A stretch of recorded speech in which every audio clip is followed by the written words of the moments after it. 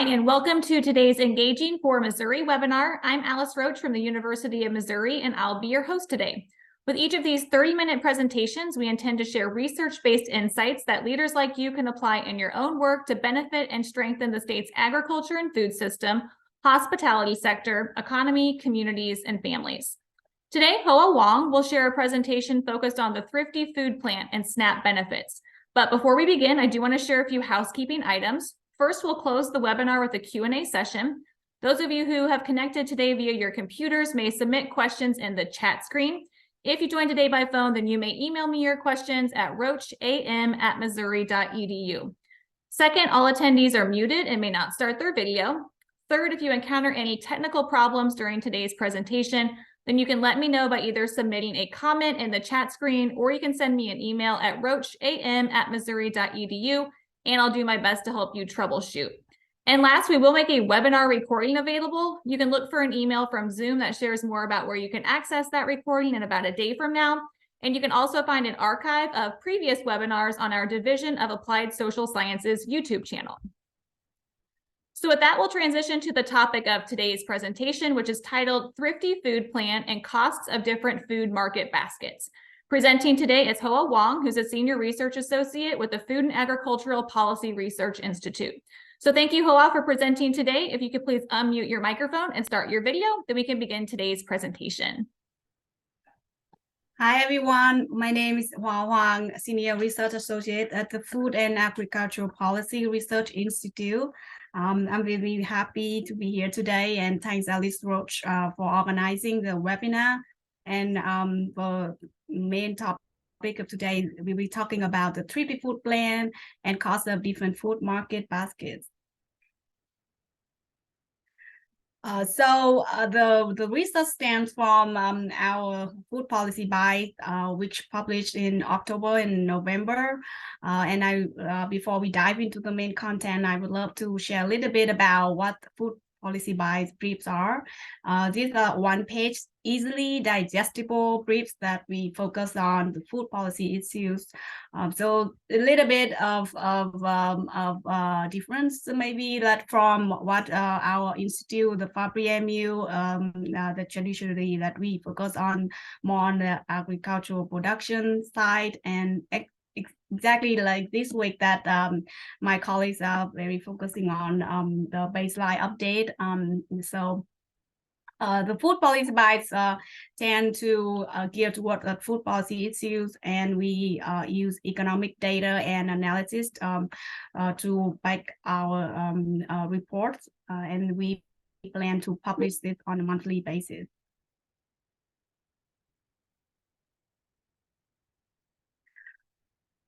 And the goal is to serve as the bridge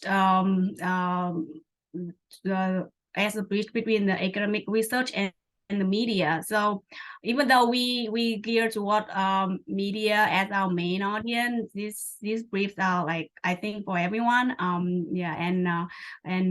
My colleagues in economics and also doing research, I think, could also enjoy reading these briefs. And we also aim to address more timely issues in food policy realm. On the left, the screenshot from the coverage from Political, when they cited our research on Thrifty Food Plan, so the first brief in October. And on the right is coverage from the Food Fix, when we published a brief on food stamp SNAP spending projection. So if you have heard about the Thrifty Food Plan, I would love to go a little bit on the history.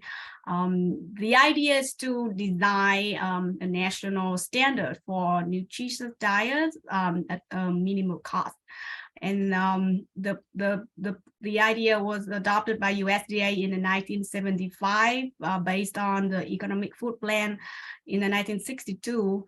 And since then, USDA has updated Thrifty Food Plan in the 1983, 1999, and 2006. And the most recent one is in 2021.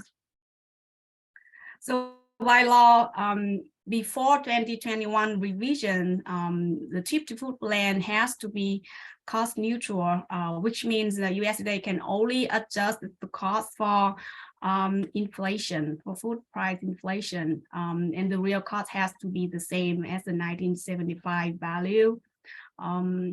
However, for each division that they took into account changes in dietary guidelines, food composition data, consumption patterns, and food prices. Even though there's no actual timeline or like how frequently USDA has to update the Thrifty Food Plan. However, in the 2018 Farm Bill, there's a provision that requires USDA to evaluate the Thrifty Food Plan by 2022. Therefore, last year, USDA has published a revision. So back in 2006, it has been 15 years since then. And one of the major changes has been an increase in the cost of the TFP or the Thrifty Food Plan. And in nominal term, it has been more than 25% compared to the old plan. And it should be noted that the change here that only applied for 48 states and District of Columbia. USDA uses a different Thrifty Food Plan for Alaska and Hawaii. So how do they derive the Thrifty Food Plan? You can think about it as an optimization model. Is that what they actually use? And taking into account information, as I mentioned before, American Dietary Guidelines, food composition data, food prices. So the recent update that consider all those kind of changes. For example, that using the American Dietary Guidelines for 2020, 2025, and then more updated prices data. And then the constraint has been, for example, the nutrition profile, calorie intakes, for different age and sex group, and then the cost. And so they taking all this kind of information and using an optimization approach to derive more than 60 different options. And then the Thrifty Food Plan is among the lowest cost options.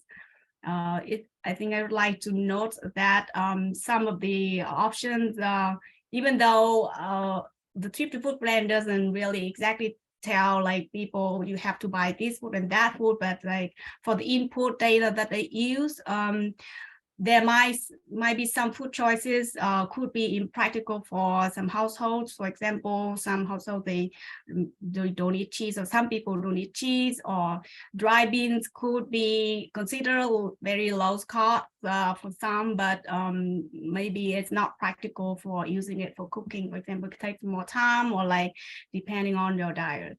Also, the plan doesn't consider the time to prepare the meal. So it applies for food you purchase from the grocery store and bring home to cook, not food away from home, not eating out. And also, it doesn't consider special diets. So putting all that into the model, so USDA derives the 4 different plans. And the Thrifty Food Plan is the least cost plan. The other 3 plans includes a low cost plan, the moderate cost plan, the liberal food plan. And the Thrifty Food Plan is the basis of SNAP maximum benefit allotments. And USDA use that to define the maximum benefit allotment for the next fiscal year. They update every month based on changes in the consumer price index of food at home, and the reference price, the reference plan is the one that applies for the for a family of 4, including a male and a female, and 2 children, ages 6 to 8 and 9 to 11. For example, in August 2022, the weekly cost of the Thrifty Food Plan for this reference family is $20 $221, and USDA gonna use this reference cost and adjust it for different household sizes. In this slide, I would love to cover a little bit about the food price inflation. So the chart shows food price inflation for food at home and food away from home since 2010. And here's a January 20 that you can see before that. Then food away from home prices are pretty more stable. And the change for food at home fluctuated, but on average, it's been increasing less than 2% before the pandemic. And for a lot of reasons, including COVID-19 and supply chain disruption and Ukraine war and bird flu, that we saw a record increase in food at home inflation in August. So it was 14% in August, and we have two more data points for September and October that we've seen a slight decline from the peak. So let's look at the component price for each of the market basket categories. These are the main categories that defined in the Thrifty Food Plan. And between June 2021 and August 2022, you could see that vegetable and fruits that increased, the price of vegetable and fruit increased about 9 to 10%, 17% for grains and 16% for dairy. For protein foods that we see like different, some differences here. For example, for poultry that increased by 20%, eggs increased a lot by 43%. And for miscellaneous groups, which include, for example, vegetable oils, snacks, and beverages. So this group increased by 18%, so a little bit higher than the average.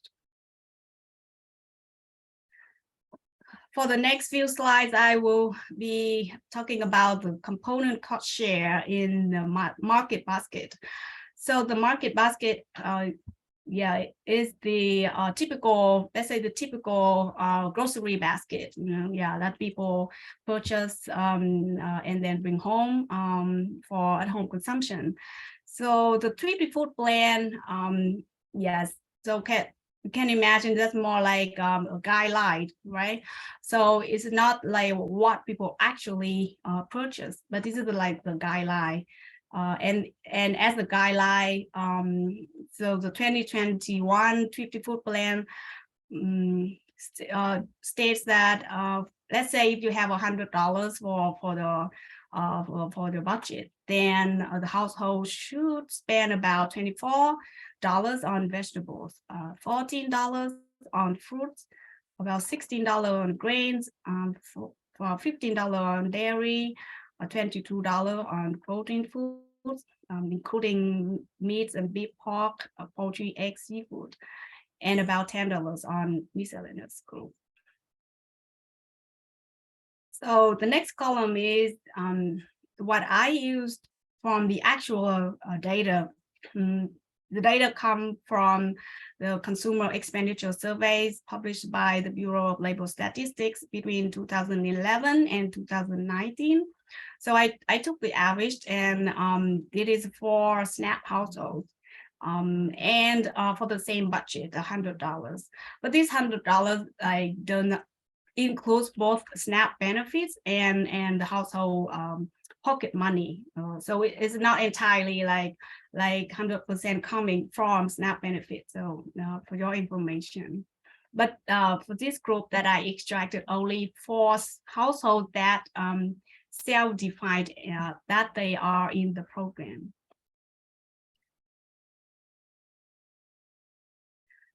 So you can see that some of the differences here, that the main difference is between vegetable fruit categories, that you see that on average the SNAP households spend about 9% compared to what the Thrifty Food Plan defines.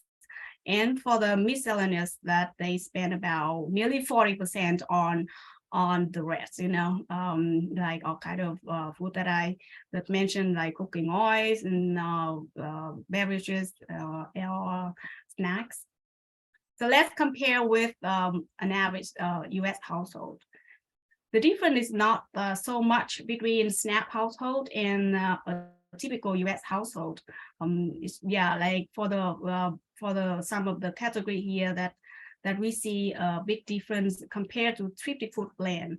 So for US household, they spend a little bit more on vegetable and fruits, but almost the same for other categories, and a little bit less on miscellaneous, about 45%. So we take all this share together and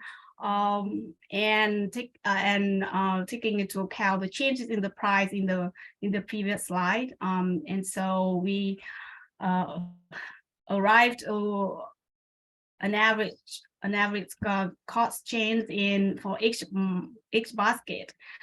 So between June 2021 and August 2022, we calculated that the Thrifty Food Plan basket has increased about 14.1%.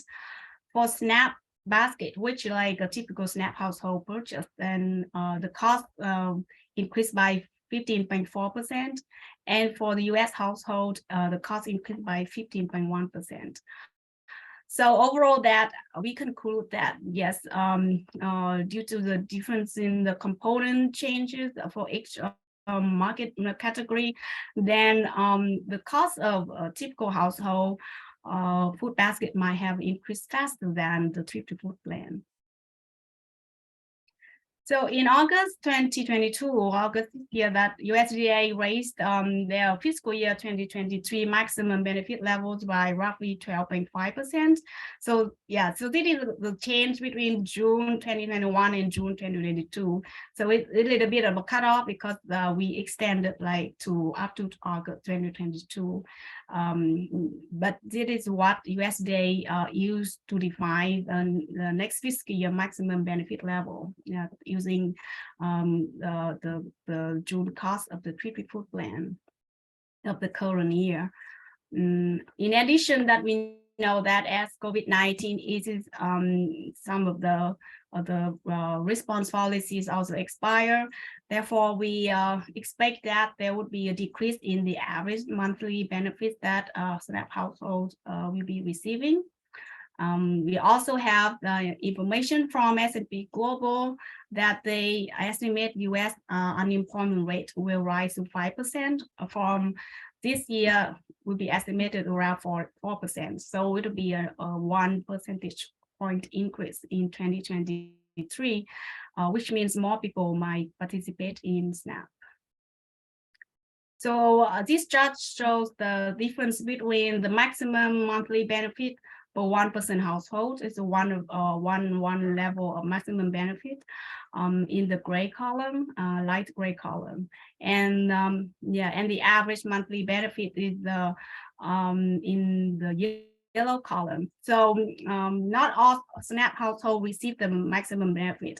So by law, that the benefit that a household actually receives is the maximum benefit level reduced by 30% of their net income. During the pandemic in 2021 and 2022, that due to those policies that have raised the amount of benefits that SNAP household received, that you can see that the average that very close to the maximum. But as those policies expire, that we see that it will decline to proportionally that roughly 60 to 70% of the maximum. However, the maximum benefit level due to the inflation adjustment, you see still there's an increase in the maximum level in that light gray column in 2023. So putting together with unemployment expectation, we project that SNAP spending might reach a record in 2022, fiscal year 2022, but will decline to $111 billion in 2023. This is very close to the end of my presentation for today. I would like to conclude that this is something that we are still experimenting, and we will continue to examine the latest data and cover policy relevant issues related to food and food programs. We would love to hear from you if you have any idea for us that or what kind of policy issues or food policy issues that you think would be interesting or important to explore. That please shoot an email, or maybe we can have a poll to see what you might have a suggestion for us. The question is, which of the following food policy issues will be important to discuss in 2023? Pick all that apply. Yeah, so please let me know your suggestion.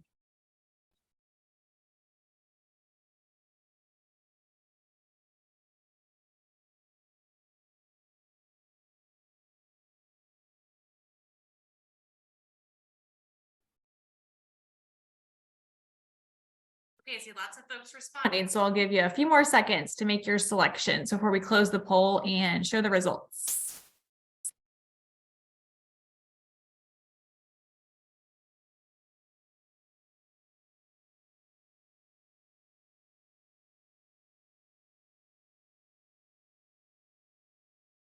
Thank you. So I will share the result. I think the top choices are SNAP and other food and nutrition assistance programs, and food price inflation, and also health and nutrition standards. Yes, thank you very much.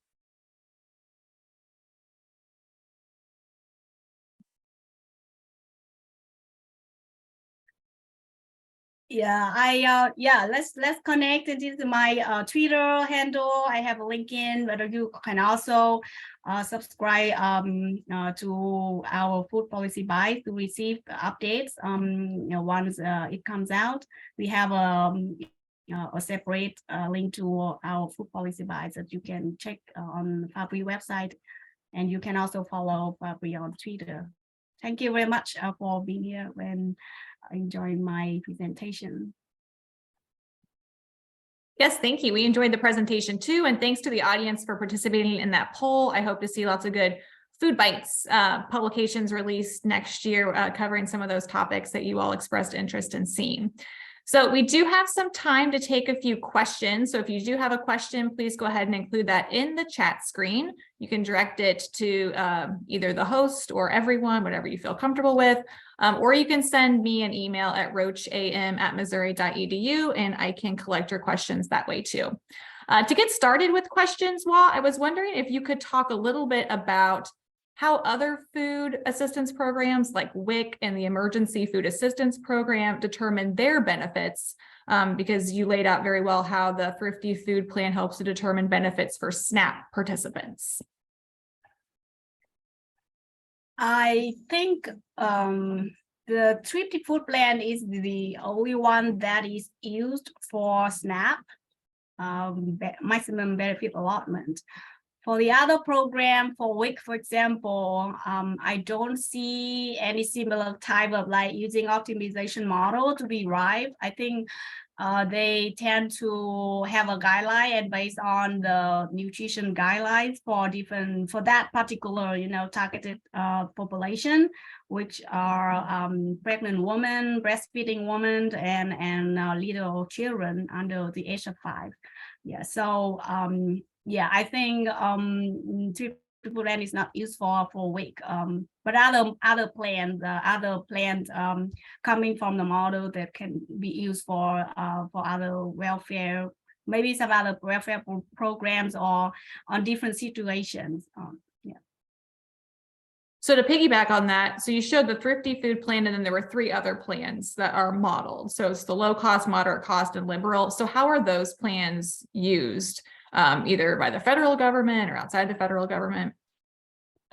Yes, for that, I have an example here that how those plans are used. Let me find that. So in general, like for example, that the court can use among those plans to make decisions on child support, for example. That is one example that how they are used, even though only the Thrifty Food Plan is used for SNAP, but the other plan that they can use for some other purposes outside of federal programs. Got it. Thank you.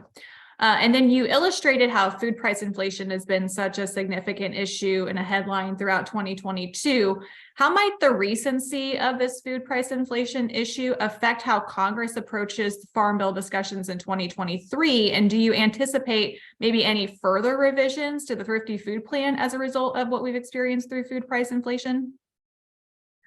I would like to note that for the recent revision, the USDA also was challenged because they were challenged by the fact that they might not really fully follow the procedures, like to get Congress approval on that. I don't even know if this is a permanent increase for the Thrifty Food Plan, because even though there's an argument that yes, in the Farm Bill 2018, the provision didn't really require it has to be cost neutral, but also there's that provision also require USDA to reevaluate the Thrifty Food Plan every 5 years after 2022. So I think that is something that's more on like have a more like a timeline, a clearer timeline. That how frequently USDA will reevaluate. Great, thank you for that.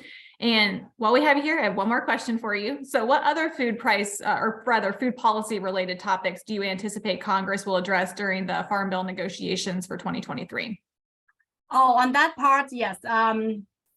I think there's some discussion more gearing toward more about nutrition security. I think that would be something still, SNAP is still like currently still like the largest Farm Bill program in terms of spending.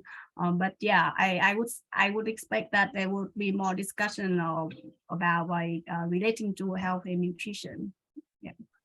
Excellent. Well, thank you for presenting today. It's time to close today's webinar. Thank you to our audience for joining us. You will see that a post-webinar survey will have either already loaded in your browser or it soon will after you close Zoom. If you could please consider responding, we'll use those results to improve the webinar experience. Again, you should receive a recorded copy of today's webinar via your email within about a day from now. Again, thanks for joining us, and I hope you have a great Wednesday. Thank you. Thank you.